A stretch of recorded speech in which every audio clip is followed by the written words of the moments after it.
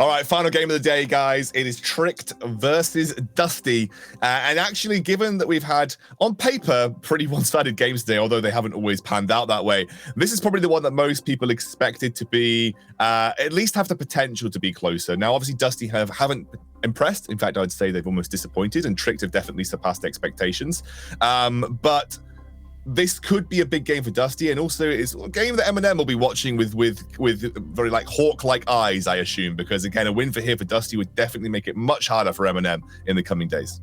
Well, here's the deal, right? The last time these two teams met, it was a banger of a game. It was a back and forth with Tricked pulling out ahead with a very aggressive composition, Dusty making the decision to go for Baron, and Infernal Soul goes over to Tricked. And this was generally the fight that decided everything, because even though Dusty were winning the fight, Tricked were finishing the game. They pulled the TPs, they went with the decisive play, and they ended it all. And even though Dusty, sure, they were getting the kills there, they were kind of losing their nexus, and it was a great game to watch overall. And I'm expecting the same quality of Fiesta back and forth in this one as well.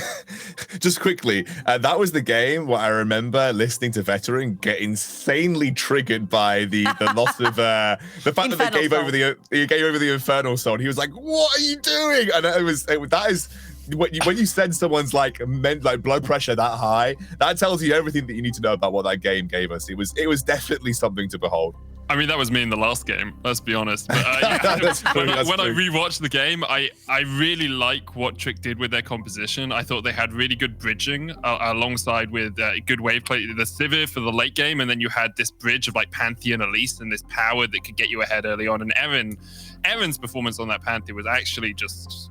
It was really sublime to watch. His ability to roam around the map. Now, mid-game, Trick totally pooed the bed a little bit in that one, and you have to give credit to Dusty for how they did. But if Trick can bring out an early game like that again, I think they should be able to take this one pretty easily. Yeah, and also you started the day out by saying that Dusty might have a shot here. Don't get confused by me coming in here and saying that I believe in Dusty, because obviously I don't believe you at all. Yeah, okay, that's fine, because obviously the margins are in Trick's favor according what did you predict? Every possible data we have up until this game.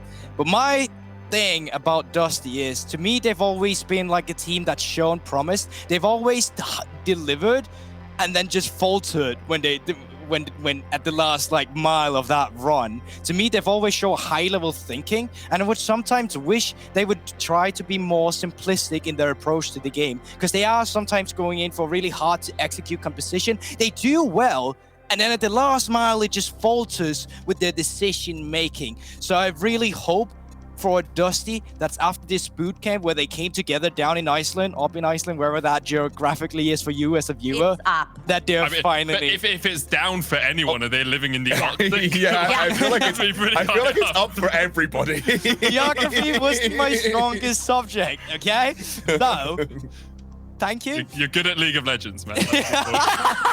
You know what? Just take it away. I'm done with my point. I don't want to be here. Sorry, but yeah, it is actually up for everyone. So let's kind of look at the other side, though.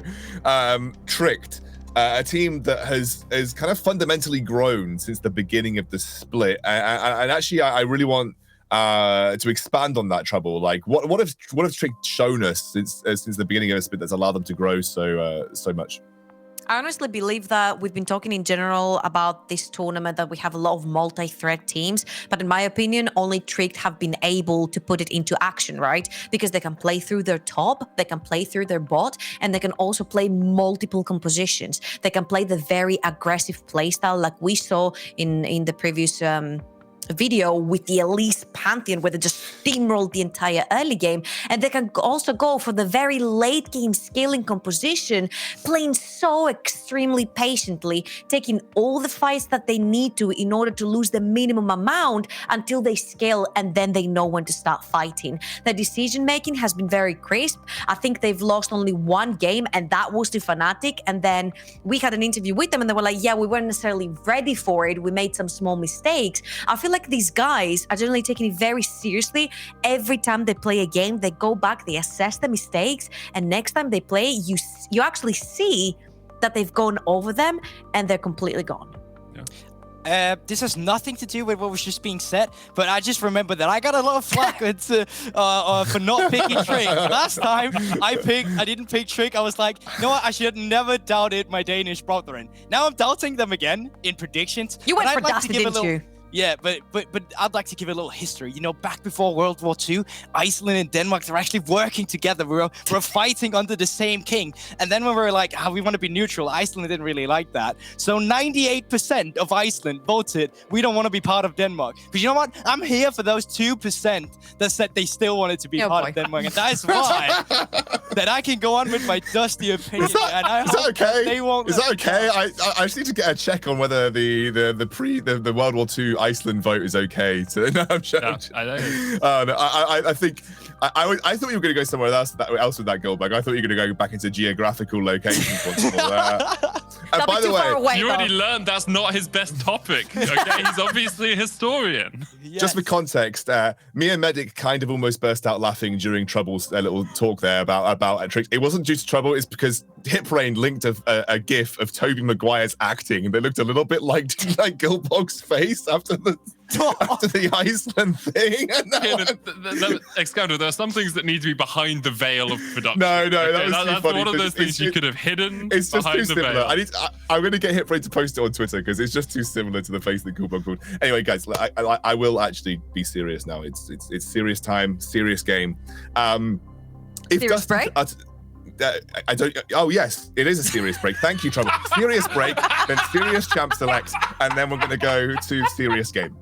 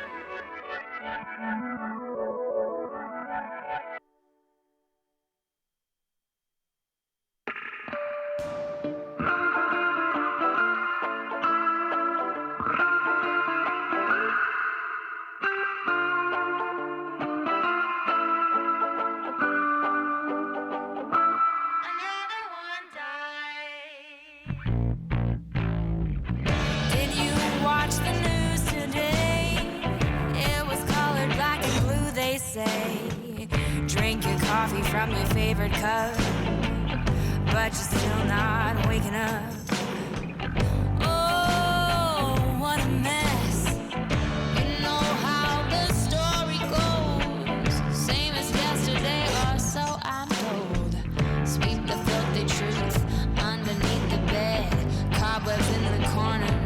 inside your head. Oh, what a mess.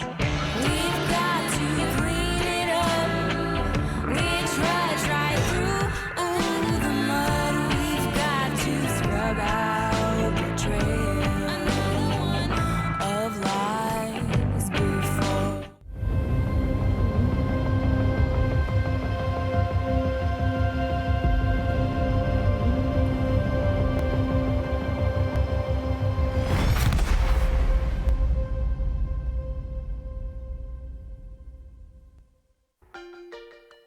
It's serious champ select time, and our serious teams are locked in with the serious blue side and serious red side, and it's can't keep a serious serious face. Yorick ban.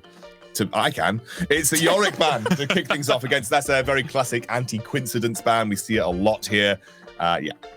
I wonder how much respect they're really going to pay onto coincidence. And I think it's really funny that no team whatsoever have just decided that we're not going to play against this guy, Yorick. We don't play against Yorick and we don't want to experience it at all, period. And now we're still looking at some bans coming here. Blue side Carters could mean that they don't really have any priority on it whatsoever, haven't played it yet, or they really just want to get into these AD carry champion matchups, because we know Archer is a really good AD carry. And to be fair, the Dusty bot lane have been seen to be kind of lacking in their matchups, especially laning phase. Karthus blue side again. Second time we've seen that today, by the way. And again, it kind of lends to maybe Trick not feeling comfortable with the Karthus in that bot side of the map. Again, Medic was right, 100% ban rate. Yeah, I just think it's really interesting to see Karthus blue side. And like, part of it is experience, part of it is practice, and as you said, Goldberg, part of it is Achu being a really good AD versus AD player, right? Especially with the weakness that comes out from Dusty. The Azir ban from Dusty makes sense to me as well. It's just a really safe mid laner. And now that we're getting down to these AD carry bans, I wonder if Dusty will want to take away something like the Ezreal, just to create a little bit more uncertainty in that bot lane. Achu is a very good AD carry player generally. We saw him really good play really well on Sivir the last time these two guys met, but because Ezreal is so safe and so blind pickable, I forgot about the Syndra. You have to ban Syndra. Totally forgot about that. So yeah, Syndra bans means that the Ezreal gets locked in straight away for Trick. I would have to say the Syndra ban makes more sense to me here, because I2 plays mages in the bot lane. We've seen he pull out the likes of Ziggs as well. So a Syndra bot would be something that would suit the team in general, because Aaron plays a lot of AD mid laners as well. So that would be the theory behind it. But, you know, Ezreal is sort of the mediator. He's the in-between, right? He's the AD who deals a bunch of AD damage, has a bunch of AP damage as well into his kit. So he's like, it serves both purposes for Archu. It'll be interesting to see what they actually prioritize here. Volibear's still up and available. It could just be that both these teams don't really have any priority on this kind of champion. I understand going with the Ezreal too, because of these ADs up, there is still the Ashe, and we've seen a lot of priority on this one. So this, I mean, I don't see why they don't just lock this in here if they want to still obtain a counter pick, or go for the Volibear if they really prioritize that. And there is the Ashe, of course. Yeah, and it gives you that free push in the bottom lane that we've talked about so many times. You know, like having Ashe plus Karma means that you really can't get pushed out of lane by anyone. But I really like Ezreal into that matchup as well, because you can be so safe as Ezreal by yourself, right? So what I'd love to see here from Trick is pick a support that can roam around, and you can have PlayStation, maybe a Thresh, for example, teaming up with Soth early on and playing that jungle support duo who are looking for ganks all around the map. And there's the Thresh pick straight away. You were right in my head. That was exactly what I was. Goldberg typed it as well in chat. I didn't look at chat, okay? I read PlayStation and remembered he's a Thresh player. That's what happened there. That was all Flay, medic. this that guy was all play medic. Thresh? Yeah, and to be honest, it seems like a more of an aggressive style that we've seen from Trick, right? You can abandon, like you mentioned, the Ezreal down the bot lane. You've got the hard engage coming in from what I'm expecting is a Wazer pick up the top with the Ornn. But what do you know? Aaron plays absolutely everything as well. So if it's a bad matchup for the top lane, you could actually grab it down the mid lane, which is actually doing absolutely fine. Now, my question here would be, with the jungle champion pool be so wide open right now, if Dusty are gonna choose to go with that and then try to counterpick their mid and top in the second rotation, because if that's the case, Soft's pool is gonna get pinned quite a bit. Yeah, and here we go with it. I actually thought that they might try to go for that third pick Orianna, get rid of some counters, have a really stable mid laner too with Yash, Karma going into it. Or they might go down the Trundle road now that they see that there is on up and available. But they're actually going back to the OG Cheomstorm here, where we actually see that we have a Grave here, we have a Karma Ashe, which we know is really good at getting priority to, which can facilitate some counter jungling with this Graves. And by banning the Olaf too, which Soft not only likes to play, but is also an early game menace, it can enable Cheem to start playing his game in the early game too. And you get into this really interesting point with Draft here, where Dusty wants to eliminate junglers from Tricked, and Trick have the option of trying to pinch a top lane pool, but Ornn is pretty good into everything, or try and pinch out some of those possible flex picks. So they know that Karma could be flexed into the mid lane, and so they're trying to get rid of that, but they could also go towards mid laners. However, Dusty have first pick after we get out of bans, so Tricked need to make sure they have enough options available, that they don't just leave one power pick left for Dusty and then have nothing to answer for it with themselves. I'm really excited by the second phase of bans, and it could end up being for naught, but we could see some really cool dynamics here. So here's the thing here, right? Tricked are trying to do two things. One is pinch supports that could potentially go with Ashe in the bot lane, and that could destroy the Ezreal and have full pressure, like the Braum. It stops the Trusha barrage, it stops all this poke coming through, and then the Ashe can sort of solo the lane together with the shield from the Braum. And on the other hand, they might be trying to force that Karma to go mid lane because they actually have a counter versus it. We have seen the Pantheon being pulled a lot of times by the Aaron. We've seen him playing the set. You can hard punish a very squishy mid laner such as Karma in the early game. There are a couple of things to note just based on the bans. Obviously, the ban of LeBlanc is specific for legions. It's something that he's incredibly good with. Also to note, if Soft wanted to, if he wanted to go for something that has dive potential, the Kennen that gets logged in, which is huge. Obviously, it's something we see in the LCK a lot, and it's got a very good win rate. But one of the junglers that I really think about Soft is not Shyvana. I was going to say Elise, but if it's a Shyvana lock-in, that's very interesting to me. It's something that matches clear potential of Graves. It's something that has the same or similar clear speed and can duel just as well at that stage in the game too. So it's like we've seen a couple of Shyvanas here and there in the NLC, and they've generally been pretty good. And it is the lock-in right here for Tricked. And that's beautiful, right? Because you have a lot of poke coming in with your Shyvana and your Ezreal. That means you can play as far away from the cannon as possible. Now, I would like to see a pick that can potentially stop the cannon from diving in. And my first thought was like something like the set, but it has obviously been banned straight away in the first rotation. So now I'm thinking another one of them would be something like a Janna or the Jace that's been hovered over here. And I feel like we might actually see Aaron playing the Ornn in the mid lane and go, Reigns versus Reigns in the top side. So it's super interesting because I was watching Goldberg's face as well while we were doing this. It was like, we're looking at it's like Akali? No, it can't be Akali. Jace gets locked in. We're both like, yeah, okay, Jace makes a lot more sense. You have the AP threat from the jungle in the Shyvana. Ezreal does mixed damage, a bit of magic damage on top there. So you needed AD to round out this composition. And what the Jace allows you is the flexibility to try and match into that cannon, right? Because you don't want to play Ornn into cannon in the top lane just by itself. Like, you are going to get harassed out in that lane. You can survive. Ornn doesn't have any awful matchups, but I'd much prefer to see Ornn playing into something like the Orianna, being a little bit safer by himself in the mid lane, and give Jace the ability to threaten that cannon early on. I gotta say, I actually really like the draft coming in from Tricked. It's really well thought out. We got the Ezreal, Jace, and Shyvana, who's just a back guard, standing there with all the poke ready for it. You got a nice front line with Waysor, and you got PlayStation, who can either go for redemption or whatever the F he wants. Sorry, I was about to say that. but and he could go for the Gargoyle Stormplay too, if he wanted to go for that one. Over on the other side of Dusty, we're looking for a team composition where it's not really an ultimate we're looking at. We're looking at a Kennen who needs to throw himself in there together with the Ashe, or if they need to get a pick here, and then it's dependent on the Orianna ultimate. It's a bit more uncoordinated if you really want to get it in there. But Trouble, quickly, Trouble hit the nail on the head really early on with when we were talking about Shyvana, poke composition. That is exactly what we're going to see here from Trick. It works so well for them, and if they can hold people at arm's bay, this composition can work really well. Yeah, I think with the other side of the coin, though, Dusty, there isn't any frontline tank. So they have to hit everything in the first few seconds of the fight. Like, has to be one and done for them, essentially, when it comes to these engages. Obviously, you have the potential for a Kennen flank, which can be very impactful. It's one of the reasons it's been so successful in the LCK. But look, we could probably keep talking. We can't. We haven't got the time. Going to hand it over to our boys, ready to cast Hit Frayed and Orcs.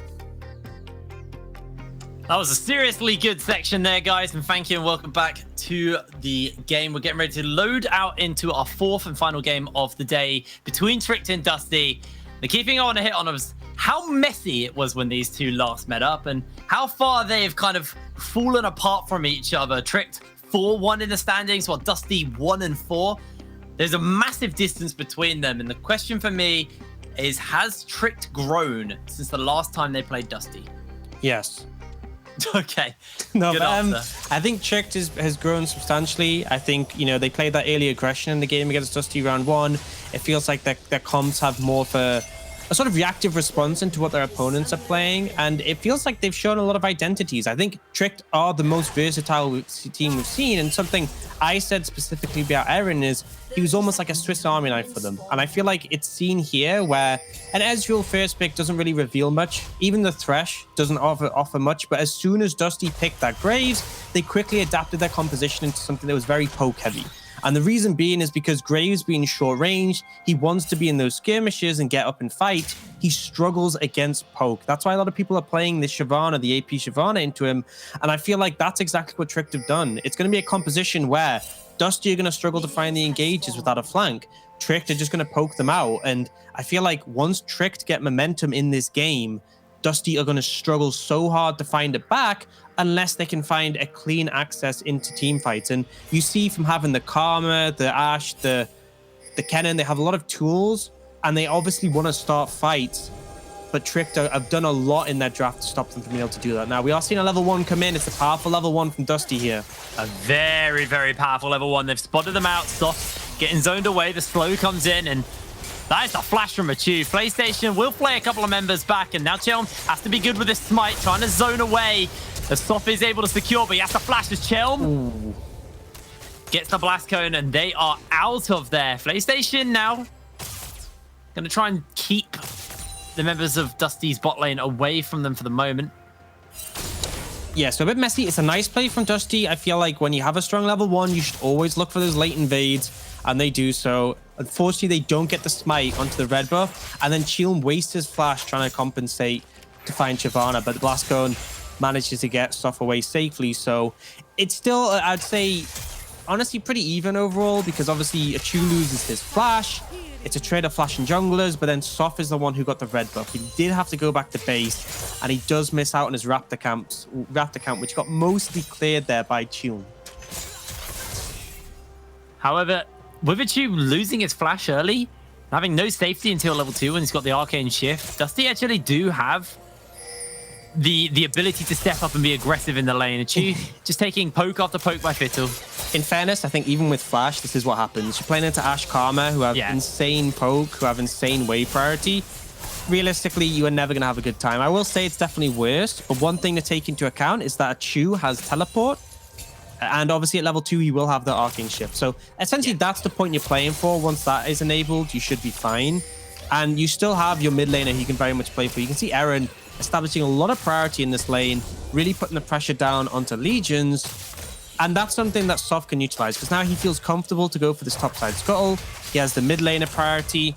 And although Quinston could move down sooner, he is low on HP, which is a little bit scary. Yeah, Quinston's actually getting bullied around pretty heavily here by Wazor. Although is now able to move down with this wave crashing into Wazor. Doesn't look like they're actually going to contest, though, as Chelm's going for the bottom crab. Chelm did steal away a camp in Soft jungle, so he's a little bit slower on the clear at the moment. Hasn't touched his top side at all yet. He left the Raptors up. We'll actually see when Soft goes to here. So I believe he left like one mini Raptor up just to make it even more painful. Actually two. But yeah, so that does hurt Soft quite a bit, who obviously is playing heavily towards that level 6. Shyvana isn't really impactful in the early levels. You want that ultimate available for that huge team fight and a skirmish power. So it's a good move from Chilm. Even though you missed out on the red buff, you are able to shut him out to some degree. And that does mean that you can just keep farming on the Graves, because he still has his whole red side jungle to go through, whereas Soft is clearing through his Krugs. and then he has nothing left until his camps start to reset. And actually, importantly, his first camp was the red buff, which obviously has a longer reset time. The second camp that was taken in his jungle was the Raptors, but that didn't get reset until recently. So Soft is going to have a decent amount of downtime here before his topside camp spawn, which is a bit rough. I love that. PlayStation throwing out the lantern just to kind of bait a potential gank. Obviously, Soft nowhere nearby. They weren't going to go for the gank, but teleport comes in by a Chu, picks up the tier, restocks on health and mana. Now level 3, feeling pretty comfortable. Jack Spectre does have a pretty big wave to cash in on, though, so actually will pull ahead pretty significantly to a Chu off this. Yeah, and Jack Spectre also able to get off the cheetah recall, so he's picked up the coal. Going to get even more value from that farming, and still keeps him ahead of a Chu in terms of power, because obviously the mana's nice in terms of spamming your abilities as Ezreal, but you don't have any actual benefit from your items in terms of damage. Whereas even though the coal is obviously not going to give as much damage as a Doran's Blade, it still helps you push the wave up, which is the important thing. Legion's just moving through the river, just seeing if he can spot out anybody walking around. Obviously, Soft on this Shyvana is going to be able to do the Draken incredibly quickly. See how fast that health bar melts. And I don't think Dusty are going to be in position to answer out here. So we do skip towards the top lane. Coincidence getting bullied around by Wazor. Wazor now has level 6 available to him, and Coincidence has a pretty big wave to catch. So free Mountain Drake picked up by Tricked nice and early. This is one of the things that Dusty need to make sure they're playing around, is the ability for Trick to get themselves these dragons. Very aggressive here. PlayStation's actually ignited, getting slowed down by the autos from Jack Spectre. That's the flash out. She dodges away on the volley, just about surviving. I mean, it's just the power of the Karma Ash. You can just walk up aggressively like that, and typically you'd be scared of some counter engage, but Chilm was there. Chilm was clearing that ward, and they knew they had the backup, so they weren't too scared about being punished in that situation. But speaking of being punished, Legion's getting chunked out a fair bit here. Still does have that teleport available, so can reset when he chooses and drop that one, but it does mean that Eren kind of has permanent priority for the time being. And a lot of the vision actually timed out there. Might have to talk about that in a second, though. As Coincidence getting jumped onto by Wazor. Every time we look up here, he is getting bullied around, and Joe actually going for an invade into Soft's jungle. PlayStation is making his way over, so is Jack and Fiddle, though.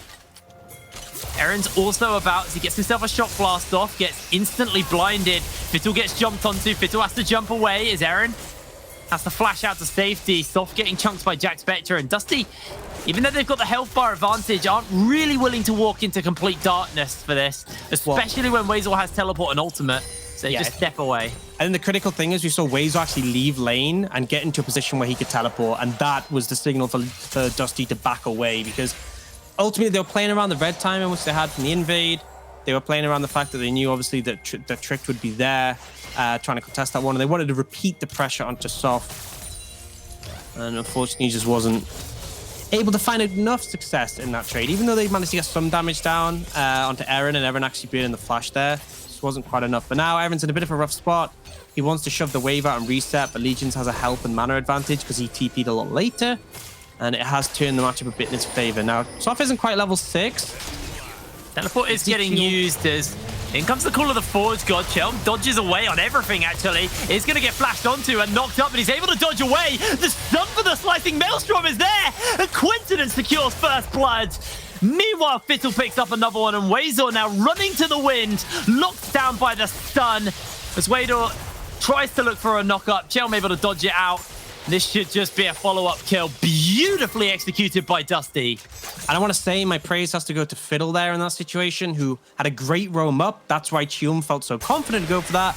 And also the synergy between Chilm and Coincidence. Chilm nearly getting blown up, but Coincidence buying him enough time with the stun coming out to keep him alive. And it was a great turnaround. So now they get the Herald, thanks to the numbers advantage they had.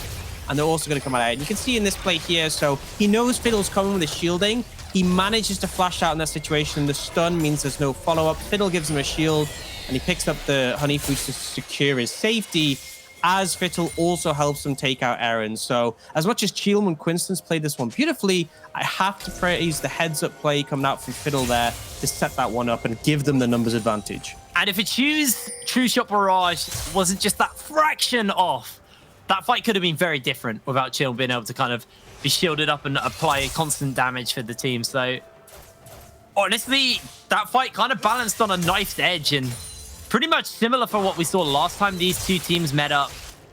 Very, very back and forth. I have to say one thing, though, is picture that same fight if Soft was level 6. And that is the cost of the denial they put early. So if Soft was level 6 there, I think Trick just crushed that one. Yeah, Ari's going to land on the PlayStation. Chilm just jumps in forward. That hook, not really going to do too much as the True Shot Barrage does check onto Fiddle a little bit there, but they are looking just to get a follow-up kill. Soft will get bled out. And Jack Spectre is able to secure the kill, which has to flash away from Chilm, who is continuing the siege up here. There is a wave, and Jack Spectre does land the volley, but the Hellfire sniped by Chilm. Good shot coming in there, and yeah, Trick looking a little bit messy here, committing to that fight to try and save PlayStation, but ultimately Dusty had the advantage in that one. They were able to play things at a range and just harass them down, and Soft really doesn't have the damage to do much at this point of the game. Going to get picked up. They don't actually commit for the tower. Instead, it is just a matter of getting the resources they can, and this is the Manamine Ash, so a bit more scaling available. But let's have a little look at that fight once again. Yes, I mean, PlayStation's just already almost dead at this point. Soft comes in to try save him, but then becomes the focus of 3 people. And as he's going down, a Chu Arcane shifts in, and it's very much just a one-at-a-time thing from Trick. PlayStation's alone, then Soft's alone, then a Chu's alone, whereas Dusty are staying as a trio together using their consistent damage. And this is the mistake of Trick. You're playing poke champions. Poke. Do not commit. Do not engage. Aaron actually got caught out by a shockwave, so both the mid laners relatively low there. Wazel just going to take a little bit of poke, but I think both of these mid laners are just going to have to get forced away. And Soft looking for the second dragon for his team, but this time we're seeing the contest come in, but the Call of the Forge God is going to be enough just to dissuade Dusty from going forward. And Trick can start to potentially play around these dragon timers, around this Ocean Drake as a win condition. So Dusty may have to start contesting a little bit more here. I mean, yeah, the Ocean Drake's going to be huge for both teams. So if they can get to that, it's massive. But ultimately, they're 4,000 gold down. That can be very scary. Imagine if Dusty had 2 Drakes right now. I just feel like the game might well be over. But the fact that Trick has them means that it's going to be at least another 19.5 minutes until Dusty can get a soul, which is such a long time. It gives a chance for Trick to maybe claw some advantages back, or maybe just wait until a point where 4,000 as a gold lead isn't nearly as relevant, because that'd be past 30 minutes when if the gold lead was still just 4,000. Obviously, Dusty still need to try and put on the pressure, but it kind of puts some pressure onto them in terms of what they need to achieve. Obviously, the scaling isn't too much of a concern, but the right setup for Tricked in a poke situation could cause issues.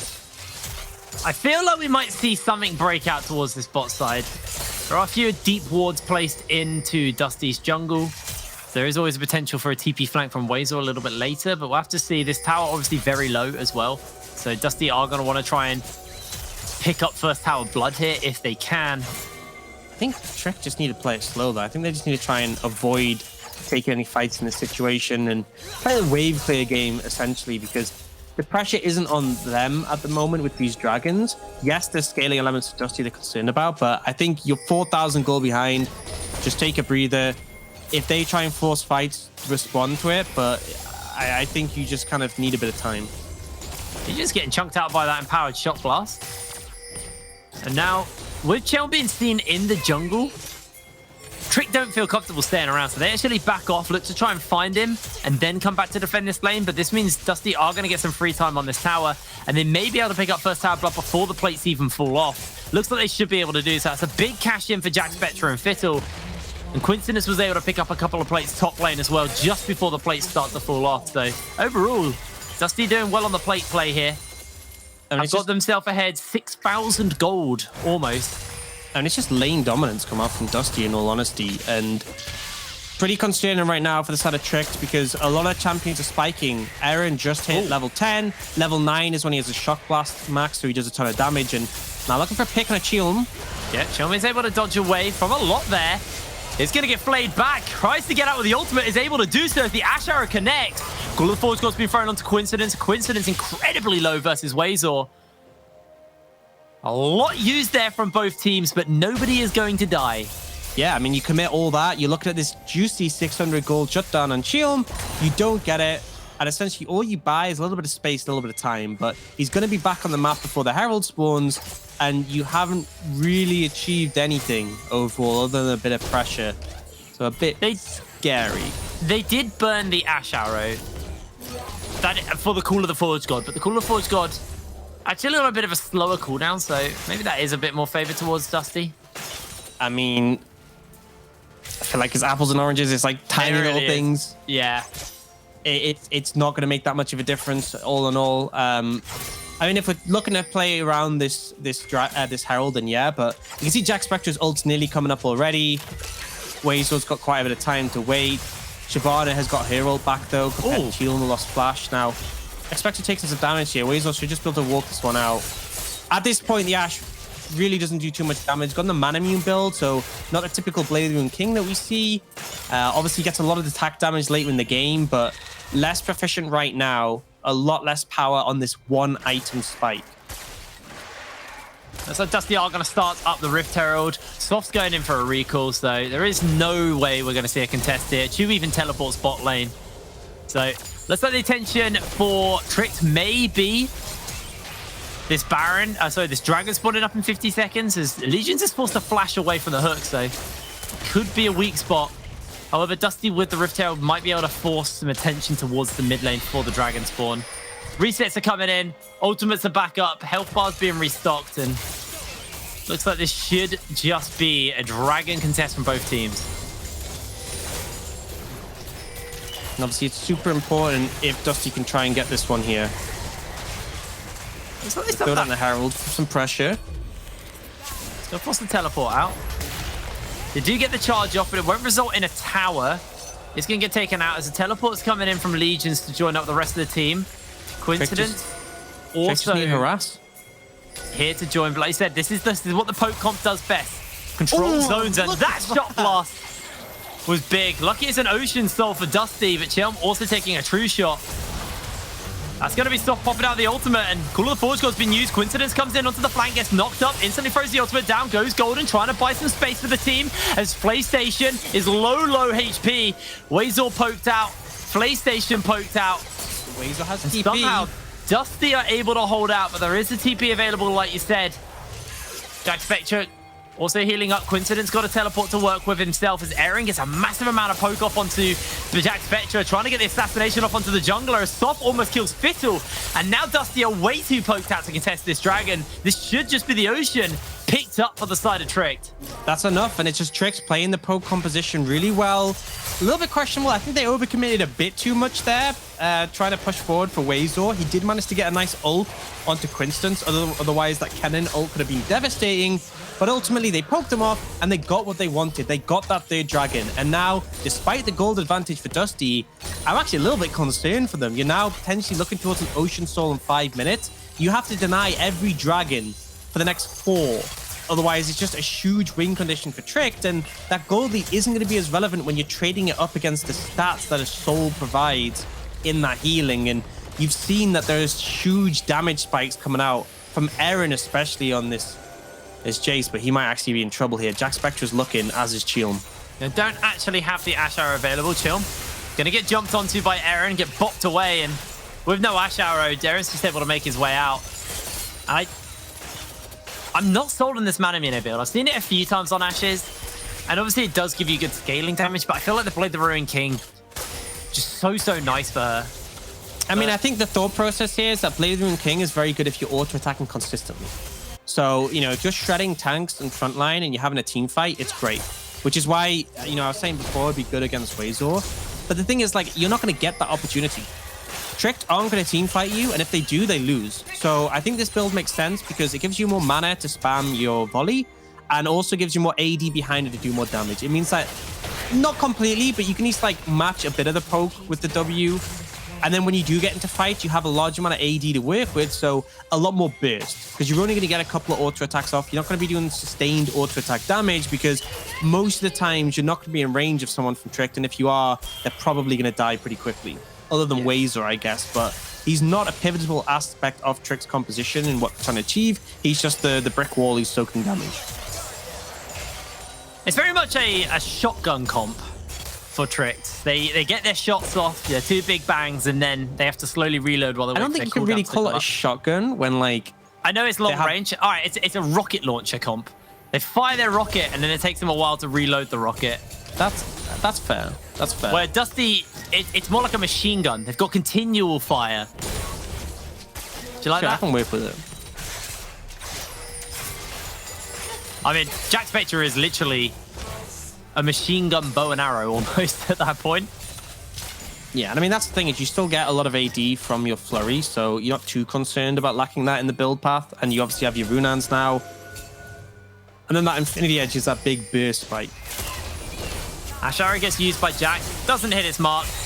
She does get a bit of chunk thrown onto him as Jack Spectre. That's a lot of damage. I don't know if he had the Essence Flux on him, I didn't see. But Jack Spectre gets chunked out there. And we went out at a pretty big spike as well, and the Chew has the Gauntlet. This is actually really important in poke compositions, because essentially when you land the Mystic Shot from Ezreal and slow them, that sets everyone else up to land the poke as well. So it's kind of, you know, sharing is caring in a sense.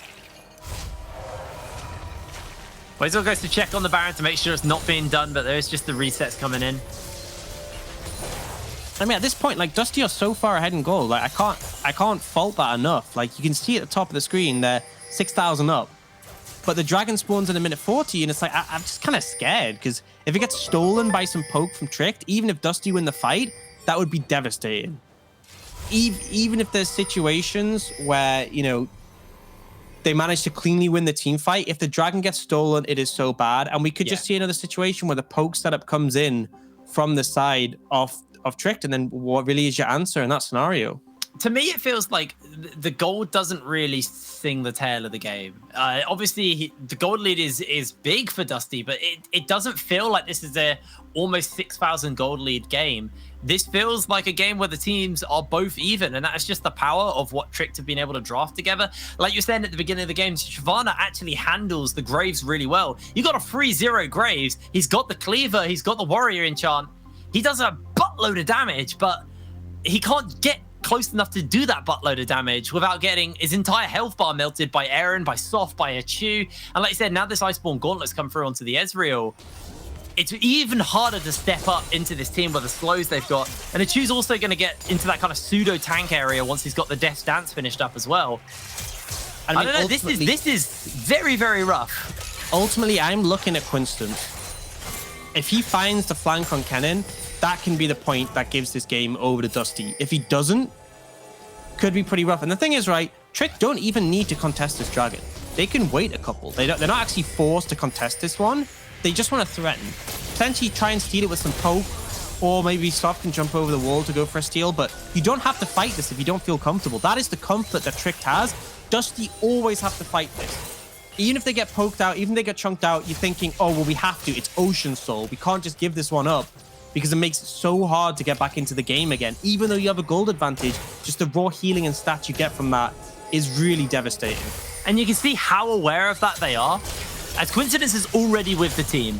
Weasel gets to shove the wave in. That's going to be a lot of minions actually lost out topside, just so he's with the team in time for this dragon. Jack Spectre's not finished up his Manamine. Achu has got his done. Now it's just a game of Trick laying down the poke as best as they can, and there's good vision set up from Dusty. That's really important in this situation, because the less vision there is, the less Oh, poke that's a you good land. Ash Arrow. That might be the pick they need. The shockwaves onto Shoff. He is taken out by Chelm. In comes Aaron trying to tidy up for the fight, but Jack Spectre is just firing away. Coincidence locking Weasel down and out of the fight, as Weasel, his health bar is being chipped away bit by bit, slow by slow, as he is just cut down. Legions secures the kill. That's what Dusty needed.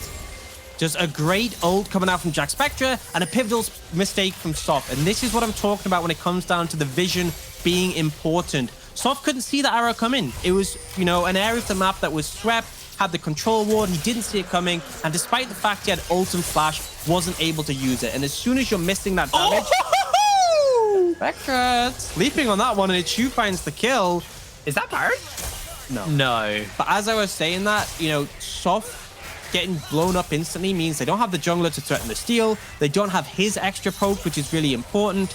And it was just a really good setup from Jack Spectre, really good vision control from the team of Dusty as a whole. And it means that they now have a dragon on the board.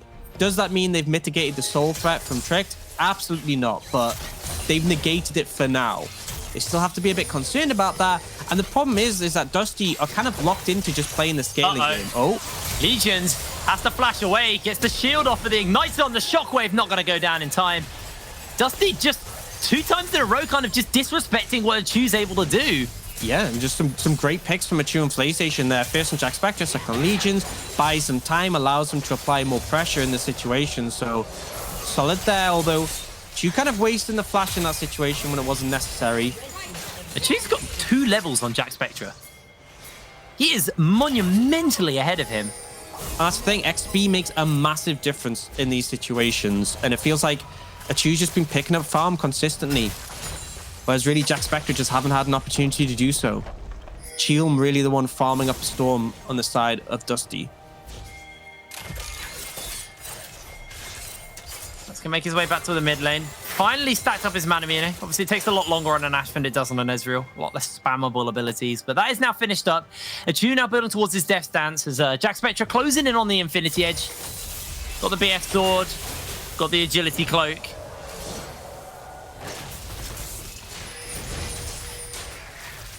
But now the vision has shifted upwards on the map. Both of these teams know this Baron is a potential. We've got 3 minutes until we see the Herald get picked up. Jack has to be careful as Soft looks to jump in onto them, misses out on the Dragon's Breath, and that's actually Shyvana ultimate wasted. As I say that, the Ashe Arrow also get wasted. Soft looking for a good Flame Breath here onto Jack Spectre, is able to chunk him out. Little shields are a little bit too slow. Achu's just going to zone Chelm away. And the thing is, as much as that feels like a wasted Shyvana, it actually stacks so quickly when you're attacking things. You can clear a camp, and it'll be pretty much up already, so it's not too much of a concern. The ultimate thing is pressure, and they're looking for more here. Yeah, Call of the Forward Squad's going to come in. There's a teleport coming onto the flank by coincidence. He's looking to go the long way around here. Back. Can he catch them out? He's got the Slicing Maelstrom, flashes in. Achu's locked down. Achu's going to be blown apart as Chelm secures the kill. Coincidence with the quick thinking. And it was just, I'm not sure what Trick were doing. I mean, it was clear a lot of the members saw the teleport coming, so they backed away. And Achu's just chilling on the front line, passing up the opportunity. Now, Dusty going to start up the Baron. This is risky against so much very hope. risky. We can already see how much damage Aaron's doing. Soft's about to get Dragon's Descent available as well. Wazel trying to be zoned off, but look at the damage Aaron does. There's no way they can commit to this Baron. Soft comes in with the ultimate. It's going to get himself caught out a little bit. Enchanted Arrow coming up shortly, and Dusty just going to get sent off the Baron. It's Trickler to hunt them down. Another empowered Shock Blast comes out from Aaron. Doesn't quite find its marker. Soft still got one more Dragon's Breath in him, and this could hurt. Aims it in the wrong direction as Jack decides to take a quick walk over. But that's what I mean. This is the scary thing for Dusty, is that Baron isn't an objective for them. You have to clean ace, or at least have a massive numbers advantage before you can really go for that Baron, because the situation is, if you ever start it and, you know, Aaron's up or Soft's up or Achu's up, you're going to take so much poke that you just have to back off it inevitably. So really scary for the side of Dusty on that one. And it means they do just have to focus on this dragon. And now the gold lead has actually closed down a fair amount, only 4,000. This is something we talked about earlier. At 13 minutes, the 4,000 gold lead for Dusty, and we're like, this is really huge now. But if we see the same gold lead in, you know, an extra 20 minutes or so, it's not going to be nearly as significant. And that's something that we're seeing in this situation where Tricked have managed to keep the gap at a same amount, but the length of the game has meant it's relatively smaller, and now Dragon spawning in 30, and this is objective to play for. So it's going to pop the ultimate. Ashe Arrow does land onto PlayStation. He's going to take a little bit of damage from Jack Spectre, but Chelm also getting chunked out by Achu. Shielding's there for Fiddle as Wazel comes in onto the flank. The True Shot Barrage cuts for a couple of members. Soft looks for one last Dragon's Breath as Jack that could be enough. Chunked. That could just be enough for Soul. Dusty just trying to force, and they're unable to do so. Coincidence does have his ultimate available as Achu continues to zone the members of Dusty away. Dusty unwilling, unwavering trying not to give up any little opportunity. Hugh jumps into Jack Spectra. They're trying to get the shields onto him, and Jack actually able to survive for the moment. Teleport's coming in. It looks like Coincidence is trying to join onto the flank. It is actually Legions here. Legions gets the shockwave. The Call of the Forge God's being used. The Slicing Maelstrom's on. Stop is down, and Coincidence is able to secure the dragon. Dusty, they're not out yet. Coincidence is still alive. He's holding on for all dear life. He goes golden. Will just dodge away. Chu takes him down, but Dusty somehow get the dragon. Coincidence with the beautiful play. I mean, Tricks were like, it's fine. We've got them so far back. They're so low. They can't fight us. And they didn't have this. They were like soft can solo it. But Coincidence finds a beautiful route in on that one. With the smite available from the spellbook, he kills Soft and just steals it. It was such a big brain play. And honestly, I felt like Tricked had it in the bag, and I think they felt the same way, and they ends up costing them now. They're not going to start the Baron because they're scared of the poke, but they're trying to find a pick here. It might just be Wazor. Yeah, it may just be Wazor. Jumps away instantly from everything. Bit too hesitant to pull the Ash Arrow out there, and Wazor able to steering charge to safety. This game is delivering. This game is delivering from what we got from the last time these two met up. We are getting a similar game. I love it.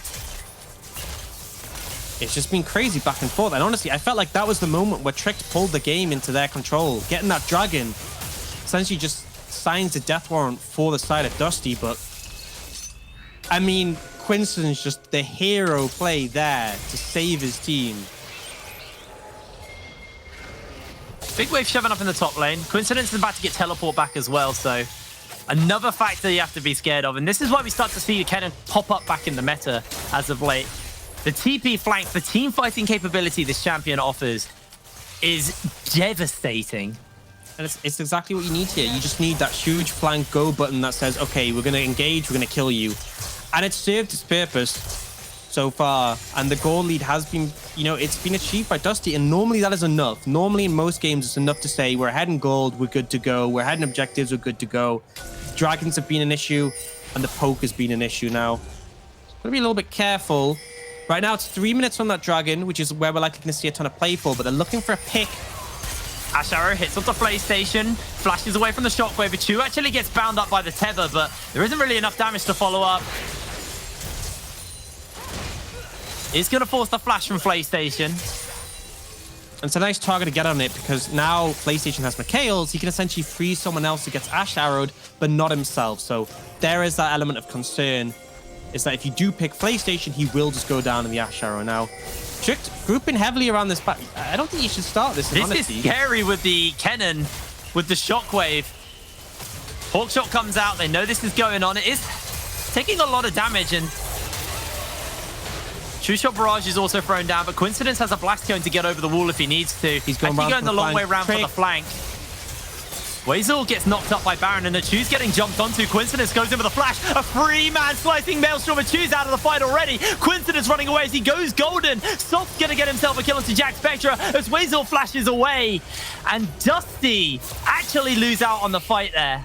I mean, it was just, there wasn't enough damage from Coincidence onto Achu to kill him. A great arcane shift over the wall. And the poke from Soft is hitting so hard right now. And now Achu going even more aggressive. Yeah, shifting him forward. Chelm does look for a little bit of damage. Got to look out for Legion's shockwave. That could be the only thing Dusty can rely on right now. They're trying to buy time for Coincidence to come back up.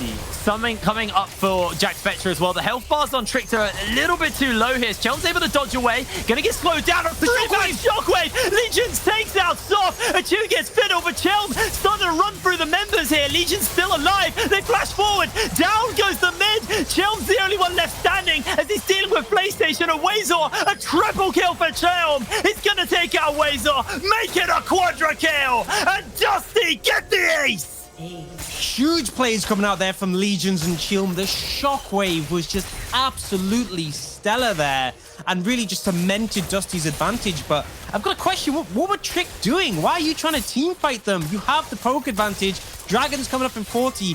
Play for the dragon. That is the win condition. But instead, they just hand over a free Baron to Dusty. And Dusty take it on a plate. Baron Nashor picked up for Dusty now. I'd like to actually translate this quickly into a dragon. Soul is a very, very real threat. Teleport's available to Coincidences. We are going to go into a quick replay. I mean, it's so messy. They all commit on a shield. The shockwave is just beautiful. And then Aaron's trying to do his best, but you have so much shielding from Legions available, and no one deals with shield. And this is where Graves flourishes. In a close range, tight fight where you're stacking up your true grit, you're getting a lot of healing, you're making huge value out of your sustained damage. And it's just like Tricked played into that. They handed you that one on the plate. And now we're seeing almost 7k gold lead in favor of Dusty. It's just expanded thanks to that fight in the Baron, and Tricked have an even harder job on their hand. And if they lose this dragon, it's now even on it. Big poke coming out though.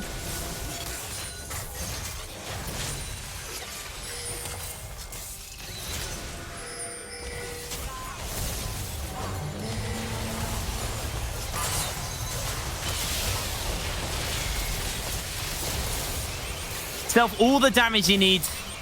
Dusty should just be able to take this. I'm not sure what the game plan was. Again, they fall really far behind. And then if you looked at the positioning of Soph and Wazor, why did they push into the pit? What is the game plan there? You're playing a poke comp. Let Dusty push in. It's just confusing to me. Let Dusty push on the objective and then you poke them out. Stop running onto the objective and starting it yourselves, because that just gives Dusty exactly what they want. Dusty now got the inside track. Everybody on Tricked are actually basing right now. They're just going to lose this bot lane inhibitor turret. They won't lose the inhib. They are able to spawn up in time to deal with it. But they lost their dragon. I mean, this is their... It's their win condition going out the window, and I feel like Tricked are slipping further and further behind, and the poke is becoming less and less relevant. You can see Jack Spectre is working towards a death stance. Jay on Chill means even if you chunk him out, he's still a threat, as long as he has that up. And Quintus, he's got Protobelt, he's got Void Staff, he's got Zhonya's, he's got the tools. And I am really concerned for Tricked right now, especially as, although they don't have the soul, Dusty do get healing from those triple oceans. And the poke just isn't sinking nearly as much as it did. It really spikes on the lethality items for Eren.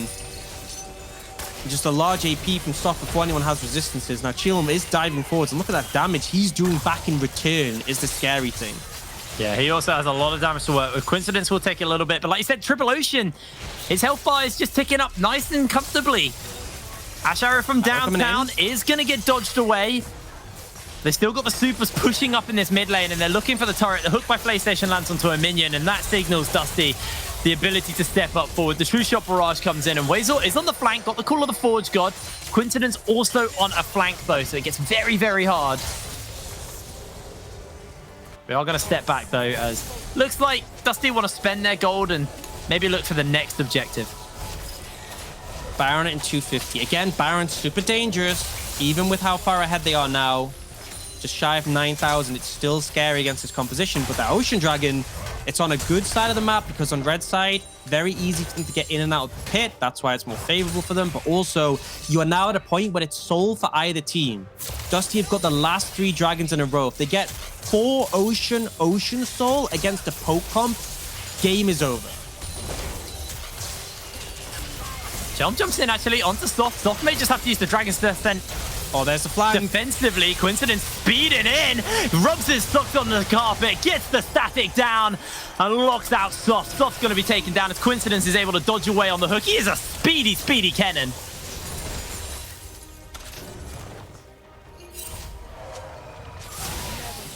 Dusty looking to take this mid lane inhibitor.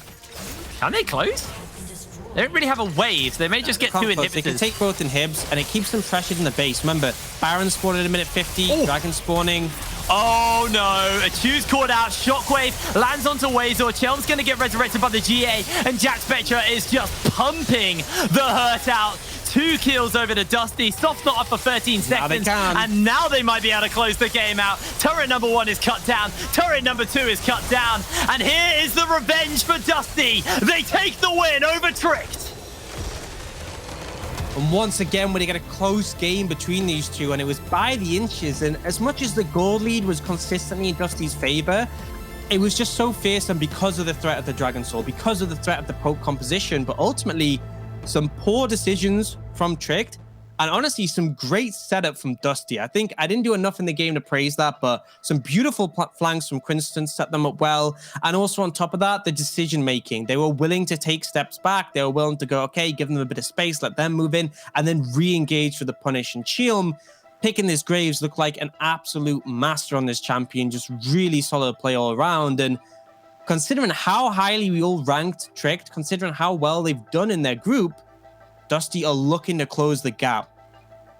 I'm just gonna throw it out there. Me and Goldborg once again, big brain in the predictions. He's gonna probably rub everyone's face in it. But before that, we are gonna have a quick break, and when we're back, we'll let the analyst desk and Goldborg gloat about how smart me and him are. We'll see you in a second.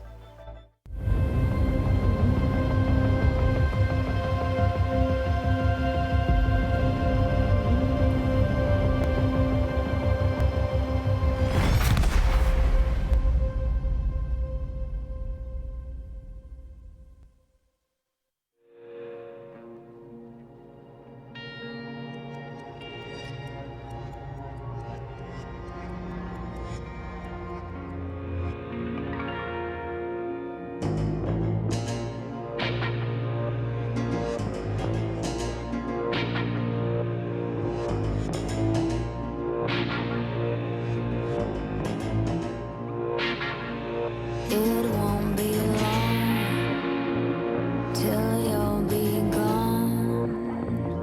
And though you think that I might miss you, I'll sing a sweet little song and slip the knife in while I kiss you. Good night, baby. I'm gonna tuck you in. Told me I'm crazy too many times to win. Maybe now you'll see the light. Good night, baby. Good night.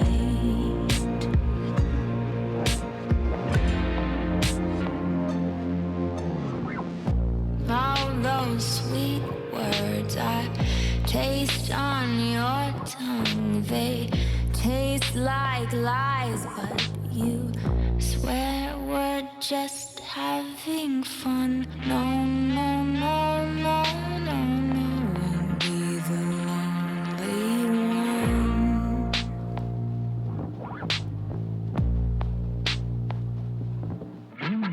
Good night, baby. I'm gonna tuck you in. Told me I'm crazy too many times to win. Maybe now you'll see the light. Good night, baby. Good night.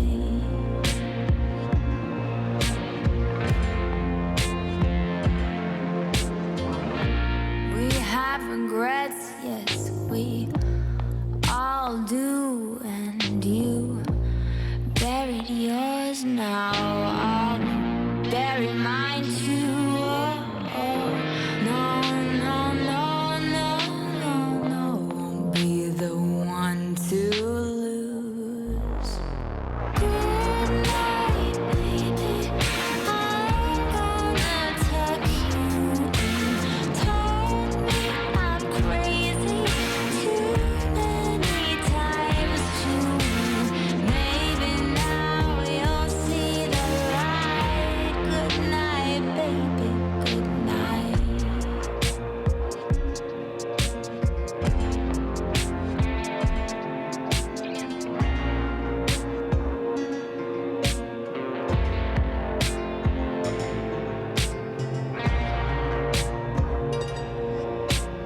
Good night, baby.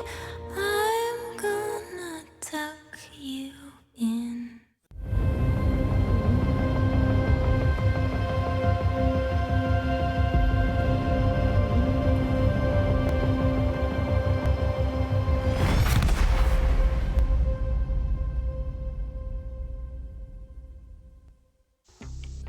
What is going on today, guys? What is going on today? Like, this has been the most surprising day of the NLC that we've had today. And I tell you what, I tell you what, this lived up to that first matchup that we had between Tricked and Dusty. This fully lived up to expectations.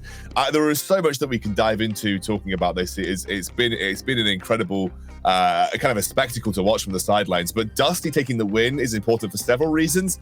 A, puts them a bit clearer of relegation and keeps playoff hopes alive.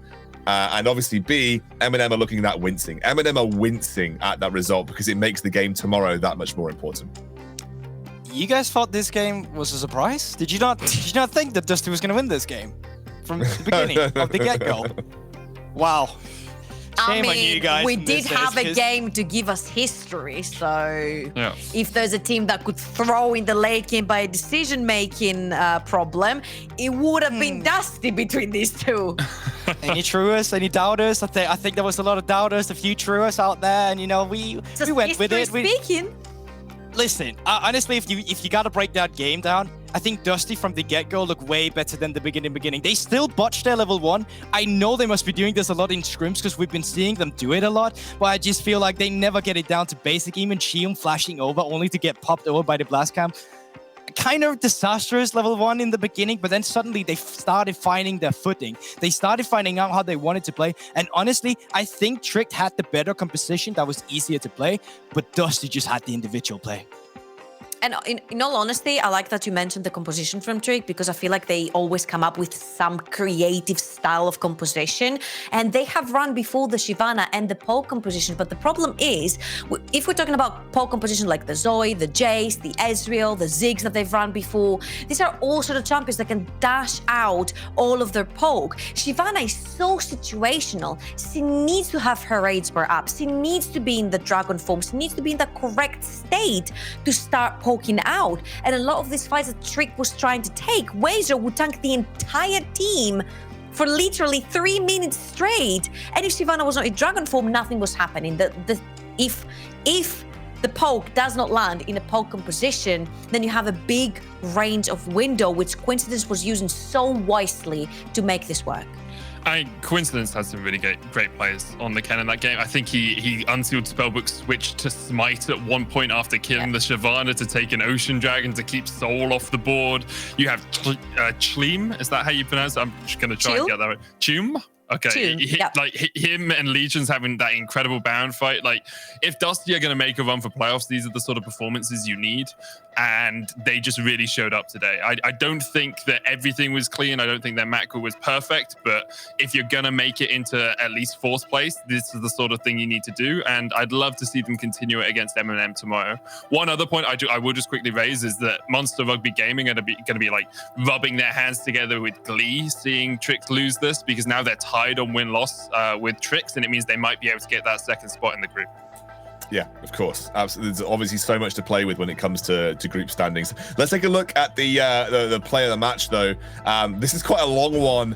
I think everyone is aware of what this is, Goldborg, but please take us through it. It could easily have been not Chium, but actually Coincident that came in there and wanted to get the Smite steal on the Drake, but it's going to be this play instead. It's a really long fight, so let's get it in there. It's looking extremely dire in the beginning. Insane knockoff by Wazer, zoning away 4 people, the coordination with the poke position at the same time. At this point in time, you're like, okay, Dusty's gonna lose this game. I was like, okay, this is looking really bad for Dusty. But watch as we pan out here. Arshu coming in forward, still trying to get the poke, and they get so poked down that in the end, Trick Esport decides to go on the call that is, let's turn on them. Let's just kill them. We can do Baron after. And I mean, I'm just gonna let the magic unfold here. Let's just take a look at it. And do you blame them at this point? It's a 3v5. And there we go. Look at it. Okay, just take a look at Team overall in this fight. Insane shockwave by Legion after Team has baited them up. Watch the flash here. Insane timing on the air and coming in together with Legions. The teamwork between the jungler and the mid laner here was immaculate. And I feel like the team solo carried this performance. He was insane on the Graves. Netting this quadra kill was basically securing the win here. It feels like Chillman Legions basically 2v5'd that fight. I don't know who else was alive right there. I think it might have been the Karma. I don't care who else was alive right there because these were the 2 game-breaking plays that we saw there. I just watched that back and it gives me shivers. It was so incredibly good from Chilm. And actually, I believe I've got I've got him standing with me for an interview. Luckily enough, I actually managed to get him into to talk to. So, Chilm, first of all, let's talk about that play. That was essentially game saving. I think it was the 1v9 play. Well, let's say 2v9 because you and Legions basically did it together. But I think you really kind of followed up on it. What was going through your head like when you made that play? Like, were you like hyped at anything? Because I know we were. I mean, yeah, we got really hyped. Like I saw the opportunity. Like Legions didn't really believe in me, and I saw it. So I went like, I felt like I needed to carry this game, so I did it. Legions didn't believe in you, dude. Oh my word, you absolutely smurfed it, mate. What's like for Dusty? Like you went away, and I believe you had a big boot camp coming into this week because obviously the next few weeks are going to be really, really important to you. Yeah. What are the main things that you worked on and tried to take away from that time that you spent boot camping? Yeah, we're doing the bootcamp right now. So like we practice a lot on our comps because that's a thing that we mess up the most, I think. And like it's nice to meet all my teammates and that we get closer as a group and that we perform better then. And I think it showed today as well.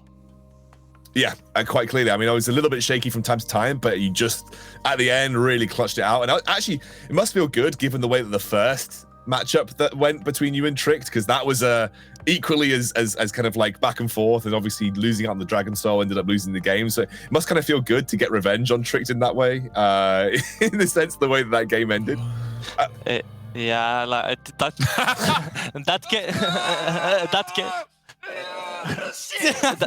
that game gave us nightmares. Like it was really hard to sleep after that game, to be honest.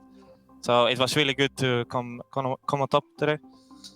Yeah, of course. And now looking ahead towards the next few weeks, obviously now relegation is starting to move away. If you beat M&M, I think you kind of secure yourself from being out of that relegation spot. Are you looking towards playoffs? Are you trying to take this as a platform to really have a really good shot at getting playoffs in European Masters? Yeah, for sure. Like my only goal is to get playoffs and get to EU Masters. Like I don't have another goal, so that's the only thing I aim for. And I think if you have performances like that, mate, I'm not sure how many times you're going to get Graves following this, but if you have performances like that, I'm sure you will. Honestly, Chilms, congratulations. Incredible performance by you yourself and obviously as a team. And go and enjoy the win. Yeah, thank you so much. See ya. See you later. Where do I get someone to come up behind me and flex like that? That's the question I've been asking myself. I think obviously you can see they're quite happy about that. You can see they're very happy about the win, and it's really important for them going forward at this point in the tournament.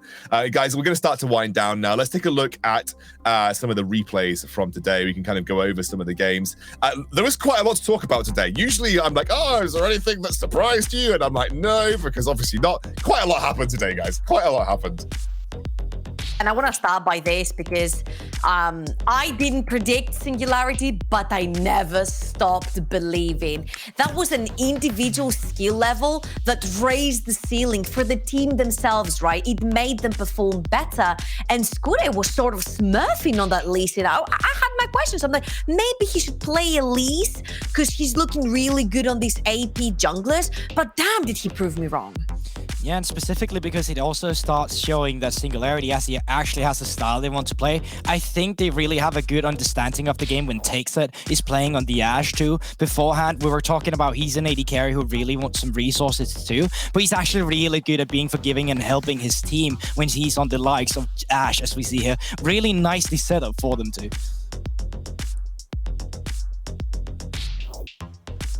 And obviously, we're looking at Fnatic Rising versus M&M versus Munster here. Sorry, my stream kind of went all over the place. See, Medic, that was the one that you were wondering, how did he survive that? That's exactly how he did.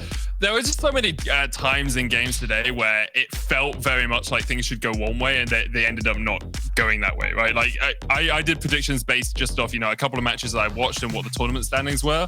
And I think I got like 2 out of 5 correct. So it's really exciting to see teams like Dusty take a little bit of a boot camp up in Iceland, to see teams like Singularity really start to step up. And I think it's going to make a really exciting second half of this split because things are really close. Like you only get 10 games, you have to prove yourself. And today we started to see some of these teams that are on the edge of, second place or on the edge of making it into playoffs really start to perform. I was just kind of watching some replays from that final game of the day here. This was the closing moments for Dusty. What an incredible back and forth these two teams have had over the course of the split in general. I mean, the first game that they had was an absolute nail biter, and this one really lived up to the same level of expectations. It was crazy, really, really, really good to round our day out with a game like that. Yeah, and just really quickly, honestly, that game was everything you want from a League of Legends game. Like, you see Trick, and they're almost coming back. You can actually smell the comeback from the poke composition. And it comes down to the margins of the individual play of Dusty. That game, to me, like, I was kind of getting tired. Like, it's getting late. After that game, I was up in the red field. I was so ready. I got my adrenaline pumping. Yeah. That game is everything I wanted from this kind of league. It was so entertaining. And I can look back at that and say, wow, what a game. I will just say, having predicted Tricked, I would have much preferred Tricked won it in the end, because then I would have been closer on my predictions. But I can understand why Goldborg would want Dusty to win that one. Honestly, I just want to follow up what Goldborg said. Even though we're not going to get to see the Tricked versus Dusty, at least not in the groups anymore, if we could have like a show match every time a week starts, we can have a Dusty versus Tricked. So it just starts. So like our day starts really nice, I think my heart can only take so much trouble. Yes, I think mine can as well. Look, guys, let's have a look at the play of the day. We've selected one of the plays. If it isn't Chilms, then I don't know what it is. But if we could relive that moment again, Goldborg, let's have a look. I mean, yeah. Do you guys want to see it again? Because I kind of want to see it again. Yeah, I kind of want to see it again. I'm watching it all the way from the start. Okay. Yeah, I guess so too. But this is also the panic in it, right? You come in with the engage, you think, oh god, we're almost killing Archie, but then out of nowhere, no one survived and no one's dying. And Waysor on the other side of the map, once again, stealing away the spotlight on and on. How often do you see that? Like, he was almost unkillable, always the secure front line. And from this point in time, this is exactly what we just talked about. This is where you smell the comeback coming in from Trick. Dusty through it. Oh no, it's going to happen again. We've seen them in this position time and time again. And they come back for this one. Archie trying to get some kills before they go back onto this Baron, but they really don't see the opportunity. They go back to the Baron. Then again, we see Waysor coming in. Waysor, he's almost unkillable. So he's like, guys, going in here, let's just fight.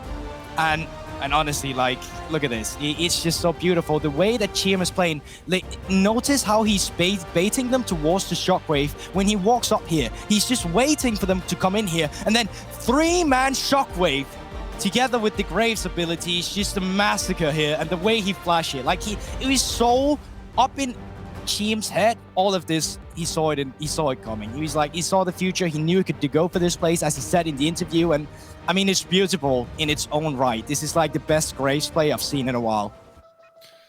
He really utilizes the fact that there's no pure point and click CC, because every time you see Waysor trying to go in with the headbutt, he's eating away. He does it twice in that individual play. He uses the flash to get away from the Jace. So I think like everyone will focus on the Shockwave in that play, but it was all Chiem. Like he played that so perfectly. Yeah.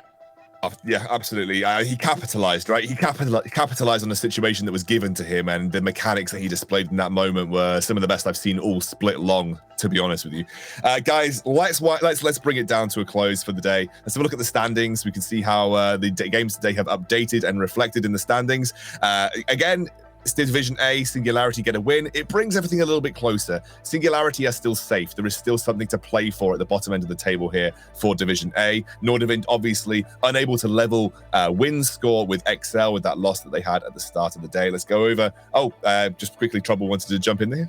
Yeah, I just wanted to say, with how I saw Singularity today and how I've been seeing Riddle and Godsend sort of play the game, there is hope, not just to get out of that relegation last spot, but to also sneak their way into the playoffs.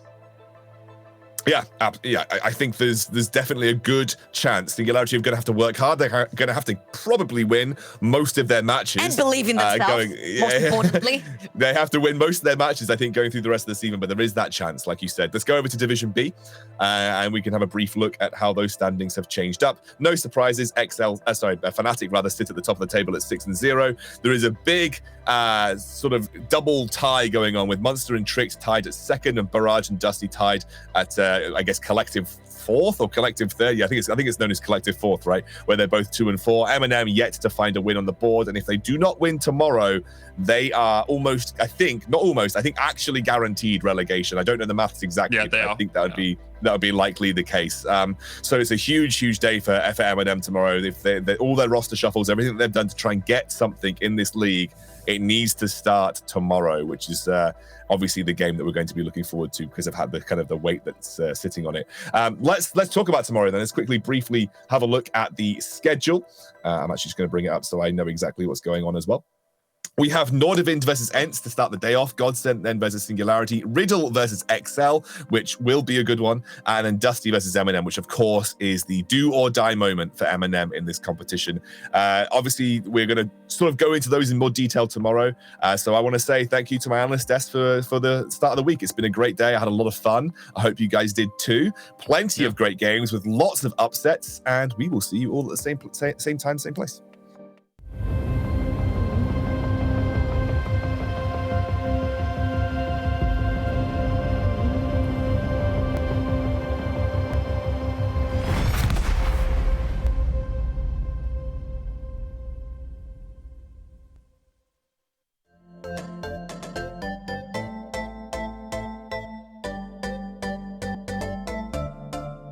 If you wanna find love, then you gotta have faith. The world is on your side. The world is on your side. If you wanna find love, then you got to have faith. The world will be your guide. The world will be your guide. No, I don't care. No one can tear you down. We'll lift you up. It's about here and now. You're gonna find love.